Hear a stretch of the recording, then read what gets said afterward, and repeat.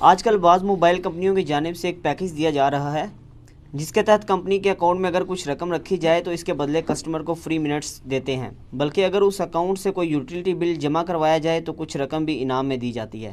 کیا ایسا اکاؤنٹ کھولنا، اس میں رکھی گئی رقم کے بدلے بغیر کاروبار کے مالی نفع اٹھانا سود ہوگا یا نہیں؟ پہلی تو بات یہ یاد رکھیں کہ سود مال کے بدلے مال ہے، پیسے کے بدلے پیسہ ہے۔ جب کموڈٹی انوالو ہو جائے گی یا سروسز انوالو ہو جائیں گی، پھر پیسے کے بدلے پیسہ سود نہیں کہلائے گا، وہ کاروبار کی کیٹیگری میں فال کرے گا۔ یہ ہے جنرل رول اسلام کا۔ اسی کی بنیاد پہ میں قسطوں کے کاروبار کو جائز سمجھتا ہوں۔ میں کیا، امت کی اکثریت جائز سمجھتی ہے، سوائے چند ایک تھوڑے سخت مزاج علماء ہیں ان کے۔ یہ جو ایزی پیسہ اکاؤنٹ ہے ٹیلی نار والوں کا، یا جیز موبی کیش ہے جیز والوں کا، اس میں جو انسینٹیو دیا جا رہا ہے نا، اگر تو صرف پیسے رکھوانے کے اوپر ہی وہ آپ کو پیسے دے رہے ہیں یا فری منٹس، تو ظاہر ہے کہ وہ تو آپ کے پیسے کو ظاہر یوز کر رہے ہوں گے نا، اس لیے وہ کر رہے ہوں گے۔ جس طرح کہ پچھلے دنوں وہ حج سکینڈل آیا کہ حج کے پیسوں کے اوپر 1 ارب اور کتنا سود نہ دے تو انسینٹیو دینے جے، سود لگا، اس جب اسمبلی میں قرارداد پیش ہوئی ہے تو پتہ چلا ہے۔ تو یہ کمپنیاں بھی پھر آپ کی اجازت کے بغیر آپ کا پیسہ یوز کرتی ہوں گی۔ اس پیسے کے بدلے جب آپ کو پیسہ دیں گی، یا تو وہ آپ کے ساتھ طے کر لینا کہ ہمیں جب پروفٹ ہوگا تو پھر ہر دفعہ ڈیفرنٹ ان کو پھر دینا پڑے گا، وہ پروفٹ کی شرح دیں، نہ کہ فکس کر لیں کہ جو 1000 روپے رکھائے گا اس کو 50 روپے دیں گے، نہیں، وہ کہیں جی 1000 روپے جو رکھوائے گا ہم اس 1000 کو کاروبار میں لگائیں گے، اگر ہمیں 100 کا پروفٹ ہوا تو آپ کو 50 دیں گے، اگر اگلی دفعہ 200 کا ہوا تو ہم آپ کو 100 دے دیں گے، اور اس سے اگلی دفعہ اگر 20 روپے ہوا تو آپ کو 10 روپے دیں گے۔ تو اس طرح کا تو حساب کسی نے نہیں رکھا ہوا، تو ظاہر ہے پھر یہ سود کے اندر چلی جائے گی چیز۔ ایک بچنے کی صورت اس حوالے سے ہو سکتی ہے جو اس میں مجھے میرے علم میں آئی ہے کہ صرف پیسے رکھوانے سے وہ آپ کو کچھ نہیں دیتے جب تک آپ 1 مہینے میں ایک ٹرانزیکشن پرفارم نہ کریں یا اس کے ذریعے کوئی بل جمع کروائیں۔ یہ بھی اس میں ذرا کلیریفائی کر لیں، خالی پیسہ رکھنے کے اوپر وہ نہیں دیتے آپ کو، کم از کم ایک ٹرانزیکشن پرفارم کرنا ضروری ہے، یا آپ اپنا کوئی بل جمع کروا دیں گے، یا کوئی فنڈ ٹرانسفر کریں گے، یا کوئی اسکول فیس جمع کروائیں گے۔ اب ایسی صورتحال میں اگر وہ آپ کو بینیفٹ دیتے ہیں تو وہ پھر سروسز کے اگینسٹ والا معاملہ آ جائے گا، اس کے اوپر پھر سود والا حکم نہیں لگے گا، لیکن اس باریکیوں کے ساتھ جو میں آپ کو بتا رہا ہوں۔ بہرحال کمپنیوں کے اندر کیا پالیسی ہے وہ تو ہمیں نہیں پتہ ہوتی، الٹیمیٹلی اس میں بچت کی راہ یہ ہے کہ اس طرح کے معاملات میں بچنے میں عافیت ہے، جس حد تک آپ بچ سکتے ہیں بچیں۔ باقی کیٹاگوریکلی اسے حرام نہیں کہہ سکتے، کیونکہ وہ سروسز کے اگینسٹ آپ کو بینیفٹ دے رہے ہوتے ہیں، اور وہ یہ بھی نہیں ہوتا کہ وہ بہت زیادہ دے رہے ہوتے ہیں، فری منٹس جو دے رہے ہوتے ہیں۔ آپ ایک بل جمع کرواتے ہیں، وہ تو پھر آپ کو پتا ہے ڈاکخانے والے جو بل جمع کر رہے ہیں، ہر بل کے اگینسٹ وابڈا والے ان کو پے کرتے ہیں، کہ چونکہ وہ سروسز پرووائڈ کر رہے ہیں۔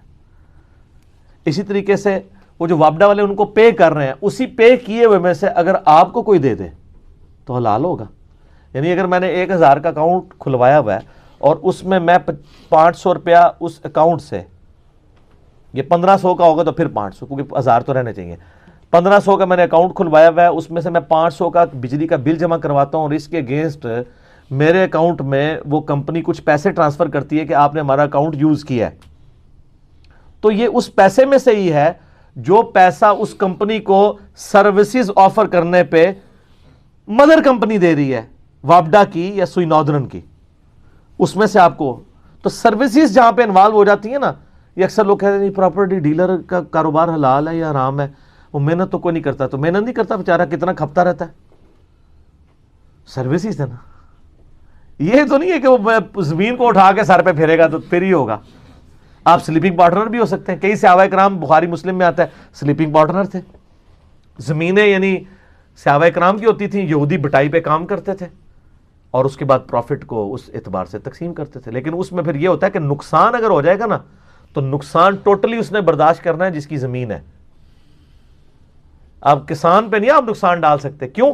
کسان کی محنت ضائع ہوئی ہے، اس کے پلے تو پہلے بھی زمین کوئی نہیں تھی، اب اس پہ آپ نقصان ڈالیں گے؟ تو اسلام کہتا ہے کہ کسان کی محنت ضائع ہوگی، آپ کا مال ضائع ہوگا۔ یہ نہیں ہے کہ نقصان ہوا ہے تو آدھا کسان اٹھائے گا، تو کسان نے تو بیچارے نے محنت کی ہے نا، آگے فصل کو کیڑا لگ گیا یا کوئی ایسا ہو گیا وہ نہیں کرے گا، وہ تو بیچارہ پہلے ہی پسا ہوا طبقہ ہے، تو اس کے اوپر آپ کس طریقے سے اس طریقے سے کریں گے؟ تو کاروبار جتنے بھی ہیں نا، اب ہم سے تو لوگ سوال پوچھتے ہیں बेसिकली ये तो क्वेश्चन प्राइम मिनिस्टर की तरफ से आना चाहिए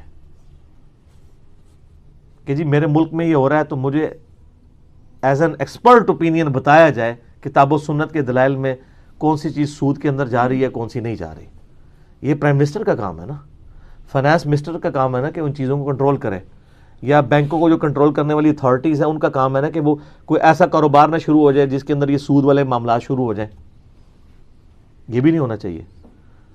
तो इसी तरीके से आप देख लें, वो एडवांस भी लोग मंगवा लेते हैं। अब उसमें भी देखने की ज़रूरत है कि वो जो एडवांस उन्होंने भेजा है वो उसको किस तरीके से उसके ऊपर चार्जेस लगा रहे हैं। अगर तो उसके अंदर सर्विस को इन्वॉल्व कर रहे हैं, फिर ज़ाहिर है वो पैसे के बदले पैसा नहीं होगा, वो फिर आपको किस्तों वाले कारोबार में ही आ जाएगा। किस्तों में भी अगर आपकी कीमत किसी मोटर बाइक की 60,000 रुपये है, किस्तों में आपको 70,000 का मिलता है, तो ठीक है, मनी अगेंस्ट गुड्स है, वो पैसे के बदले पैसा नहीं। लेकिन इसमें मैं आपको बता दूं, आजकल एक जो चक्कर शुरू हुआ है कुत्ते को हलाल करने के लिए, जैसे वो हलाले निकाले हुए हैं ना, मोटरसाइकिलों के हलाले भी हो रहे हैं। वो क्या करते हैं, वो डाउन पेमेंट देके ना थोड़ी सी एक नया मोटरसाइकिल निकलवाते हैं, शाम को आगे उसी कंपनी को भेज के चले जाते हैं कम पैसों में। तो उनको चूंकि पैसे चाहिए होते हैं, तो सर ये वाला जो कारोबार है ये हराम है। ये तो उसी तरीके से कि आप किसी औरत के साथ निकाह इसलिए कर रहे हैं कि एक दिन के बाद मैं उसे तलाक दे दूंगा ताकि वो अपने पुराने खामद की तरफ वापस चली जाए। ये प्री प्लान हो रहा है ना। हाँ, अगर ये बाई चांस हो जाए कि आपने मोटरसाइकिल निकलवाया था, उसके बाद आपको बेचना पड़ गया, आपने उस कंपनी को किसी और कंपनी को भेजा, वो तो ठीक है। ये तो जानबूझ के आप कान ऐसे पकड़ने की कोशिश कर रहे हैं। ये भी अक्सर लोग सवाल पूछ रहे होते हैं, ये भी इसी कैटेगरी में फॉल करेगा, सूद की कैटेगरी में। तो इन चीज़ों में अगर प्राइम मिनिस्टर इन्वॉल्व हो, फाइनेंस मिनिस्टर इन्वॉल्व हो, फिर इन कंपनियों को रोका जा सकता है। हम लोग तो चीख ही सकते हैं, लोगों को बस इसके ऊपर उभार सकते हैं कि लोग इन चीज़ों को अवॉइड करें। तो ये मैंने आपको एक जनरल रूल्स बता दिए हैं। स्पेसिफिकली हर बंदे के सवाल का जवाब उन्हीं चीज़ों के साथ नहीं देना होता। आप जनरल रूल्स सामने रखें कि पैसे के बदले पैसा नहीं होना चाहिए। अगर सर्विसेज इन्वॉल्व हो जाती हैं या कमोडिटी इन्वॉल्व हो जाती है, फिर वो सूद नहीं रहेगा। और फिर उसमें यह भी होना चाहिए कि प्रॉफिट की जो मिकदार है वो आपकी इन्वेस्टमेंट के पॉइंट ऑफ व्यू से नहीं होनी चाहिए तय परसेंटेज में, बल्कि उस इन्वेस्टमेंट के अगेंस्ट जो प्रॉफिट हो रहा है उसके ऊपर होनी चाहिए। ये नहीं कि मैंने आपको कहा जी ये लाख रुपए ले लो, महीने का मुझे 300 दे दो, हराम है। ये लाख रुपए ले लो, कारोबार लगाओ, कारोबार में उसका जो प्रॉफिट हो उसका आधा मुझे दे देना, हलाल है, चाहे वो 3 रुपए मिले या 3,000 रुपया मिले। क्यों? इस्लाम कहता है जुल्म नहीं करना। वो डूब भी तो सकता है उसका पैसा, आपने उसको पाबंद किया हुआ है। अलबत्ता इसकी एक दूसरी शक्ल भी है, वो है किराया। लेकिन किराए पे पैसा नहीं आप किराए पे दे सकते। क्यों? पैसे के बदले पैसा सूद है। एक बंदा चिंची किराए पे किसी ड्राइवर को देता है कि ये मेरी चिंची है, चलाओ, मुझे 300 रुपया रोजाना चाहिए इससे। तुम बेशक 500 कमाओ, 1000 कमाओ, चाहे 100 की दिहाड़ लगाओ, मुझे 300 चाहिए। ये सूद नहीं होगा, क्योंकि चिंची की कमोडिटी इन्वॉल्व होगी। आप 50 लाख का मकान किसी को किराए पे देते हैं और उससे 50,000 रुपया महीने का किराया लेते हैं, हलाल है। लेकिन आप 50 लाख रुपया किसी को देते हैं, 50 रुपए भी लेते हैं, हराम है। अल्लाह ने जब ये बात की है ना कि ये कहते हैं जी सूद भी तो कारोबार ही की तरह है कि 50 लाख का मकान दे के 50,000 का किराया हलाल, और 50 लाख रुपए दे के 50 रुपए देना भी हराम। क्यों? तो अल्लाह ने फरमाया इसलिए कि अल्लाह ताला सूद को हराम करता है और कारोबार को हलाल करता है। जाओ, डिसीजन है। हिकमतें बाद में अलग है, लेकिन ये रूल है। ला युसअलु अम्मा यफअल व हुम युसअलून। अल्लाह को नहीं को पूछ सकता कि जी ये क्या है कि एक औरत जिसका आप पूरी जिंदगी ख्याल भी रखें, उसके बच्चों का भी तरबियत का रखें, लेकिन आपने उससे इजाबो कबूल नहीं किया, वो आपके लिए हराम है। और वही औरत 2 जुमले आपके साथ बोल के हक महर के एवज हलाल हो जाती है। आगे पीछे तो सब सेम है, क्योंकि वो अल्लाह ने निकाह को हलाल किया और ज़िना को हराम किया। तो ये शरीफ पाबंदी है, हिकमतें हैं। अल्लाह ताला ने पारा नंबर 28 में फरमाया कि ऐसा ना हो कि दौलत सिर्फ अमीरों में घूमती रहे। अल्लाह ताला कारोबार को प्रमोट इसलिए करता है ताकि पैसा रनिंग में आए और इसकी वजह से लोगों का रोजगार खुले और कारोबार हलाल। मसलन एक बंदा ने 10 लाख रुपए की, अगर अब तो 10 लाख पुरानी बात होगी, अब तो 25-30 लाख की गाड़ी वो लेके चढ़ाएगा रेंटे कार के ऊपर, तो उसके ज़रिए एक ड्राइवर का कारोबार भी खुलेगा, गाड़ी की वजह से पेट्रोल डलेगा, डेंटिंग पेंटिंग वाले का भी मसला होगा, آئل چینج کرنے والے کو بھی کاروبار ملے گا, ٹائر چینج کرنے والے کو بھی, کتنے لوگوں کا روزگار کھلے گا. تو 10 لاکھ روپے یا 20 لاکھ کی گاڑی آپ روڈ پہ ڈالیں, اس سے کمائیں حلال ہے, لیکن 20 لاکھ روپے دے کے کسی کو کمائیں تو حرام ہے. کرایہ کو اللہ نے حلال اسی لیے کر دیا ہے کہ کموڈٹی انوالو ہے. آپ اسلام آباد میں ہمارے آئیں, اسلام آباد میں کئی لوگ ہیں ان کو کہا جاتا ہے کروڑ پتی غریب. یہ ٹرم آپ کو اسلام آباد میں جا کے سمجھ آئے گی, چھوٹے شہروں میں سمجھ نہیں آ سکتی, ایون لاہور میں بھی نہیں سمجھ آئے گی. لاہور میں بھی وہ کرائے نہیں ہیں. اسلام آباد میں تو ایک ایک کمرے کے کرائے اتنے زیادہ ہیں.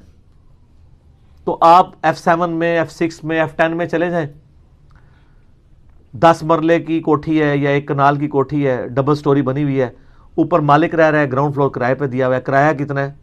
1 لاکھ روپیہ, 1.5 لاکھ روپیہ, اور اسی سے اوپر رہنے والوں کا مہینے کا خرچہ چلتا ہے. اگر وہ ان کے پاس نچلا پورشن نہ ہو تو وہ غریب ہی ہیں, کیونکہ مکان وہ بیچ دیں گے تو وہ کتنے دن کھائیں گے, الٹیمیٹلی وہ رقم بھی ختم ہو جائے گی. لیکن یہ کموڈٹی ایسی ہے کہ جو ان کو مسلسل پیسہ دے رہی ہے. تو اوپر والے پورشن میں خود رہ رہے ہیں اور نچلے والے پورشن سے کمائی کر کے کھا رہے ہیں. نہ بچے کام کرتے ہیں, نہ خاوند کام کرتا ہے, مزے سے بیٹھے ہوئے ہیں. کروڑ پتی غریب, کروڑ پتی غریب ہونے کے باوجود امیر. ٹھیک ہے, تو کاروبار کو اللہ تعالیٰ نے حلال کیا ہے. تو کاروبار کی جتنی شکلیں ہیں ان کو ان سارے پیرائے میں دیکھنا ضروری ہے. آج کل جو کاروبار ہیں اس میں ذرا دیکھ لیا کریں, کہیں نہ کہیں سے انہوں نے سود انجیکٹ کیا ہوتا ہے اور وہ ہماری یعنی وہ نسلوں میں داخل ہو رہا ہے. پھر لوگ کہتے ہیں جی اب سسٹم ہی ایسا ہے, کیا کریں, وہ ہم ویسے بھی تو پتہ نہیں کیا کچھ کر رہے ہیں. تو میں ان کو مثال دیتا ہوں کہ ویسے تو ہم فضا سے کتنے جراثیم انہیل کر رہے ہیں. اس بنیاد پہ اگر ہم امرود کاٹیں اس میں کیڑے نکل ہیں تو ہم کھا سکتے ہیں کہ یار اتنے تو کیڑے ویسے ہی دماغ میں جا رہے ہیں, کہ ہم کہیں نہیں یار یہ تو میں بچ سکتا تھا, اس سے کیوں نہ بچوں. تو اس طریقے سے جس سود سے آپ بچ سکتے ہیں, لا یکلف اللہ نفسا الا وسعها, اللہ تعالیٰ کسی جان پہ اس کی سے بڑھ کر بوجھ نہیں ڈالتا, اس سے تو آپ بچیں نا. اب کئی لوگ ہیں او جی اے مشینہ اے سود دی مشینہ تے ساڈے کپڑے نے, اچھا اس کی بنیاد پہ سود کھانا شروع کر دیں, امرود کھانا شروع کر دیں کیڑوں والے. ان مشینوں پہ میرا کوئی کنٹرول نہیں ہے. میں آج کے دور میں پتوں کے کپڑے تو سی کے نہیں بیٹھ سکتا, یہ اس کے مجرم وہ لوگ ہیں. لیکن جہاں میں ڈائریکٹلی انوالو ہوں, میں بچ سکتا ہوں, وہاں تو میں بچوں گا نا. میں کیوں ایڈوانس کے اوپر رقم منگوا رہا ہوں, بچ سکتا تھا نا, تھوڑی دیر صبر کر لوں, کوئی آگ تو نہیں لگی ہوئی. اور یہ موبائل فون ہے تو زندگی جیرن کر دی ہے, زندگی لوگوں کا سکون اجاڑ دیا اس نے, اور اس کی وجہ سے اللہ پہ توکل بھی ختم ہو گیا. ذرا سا بچہ لیٹ ہو جائے فون کھڑکا دیتے ہیں. ہماری مائیں یہ کرتی تھی ہمارے ساتھ, ہم تو یونیورسٹیز میں پڑھے ہیں, مہینے مہینے بعد, کیوں جی عارف بھائی, مہینے بعد واپس آتے تھے, اور ایک فون ہوتا تھا اس وقت, یہ پی ٹی سی ہماری چمڑی اتارتا تھا, 40 روپے 50 روپے رات کے وقت 1/4 ریٹ کے اوپر ریٹ ہوتا تھا اس زمانے میں. آج دے صاحب 4-4 ہزار دی کال بنی ہوئی 10 منٹ دی, ٹھیک ہے نا. تو بڑے سکون سے زندگی گزر رہی تھی. اب 1 منٹ کے لیے بچہ لیٹ ہو جائے, فون موبائل لے کے دیے, بچوں کو عذاب بنے ان کے لیے, تو بے صبری آ گئی ہے. کسی کے گھر جاتے تھے نہیں ملتا تھا, ختم. آپ موبائل پہ کال کرتے ہیں, پھر ایک کال پہ بھی اکتفا نہیں کرتے جب تک وہ اٹھا نہ لے. سر یہ اذیت دینا ہے. اگر آپ کو گھر میں 3 دفعہ زیادہ دستک کی اجازت نہیں ہے نا, تو سر موبائل پہ بھی آپ صرف 1 دفعہ ہی بیل کر سکتے ہیں, کیونکہ 1 دفعہ میں 3 سے زیادہ دفعہ دستک ہوتی ہے.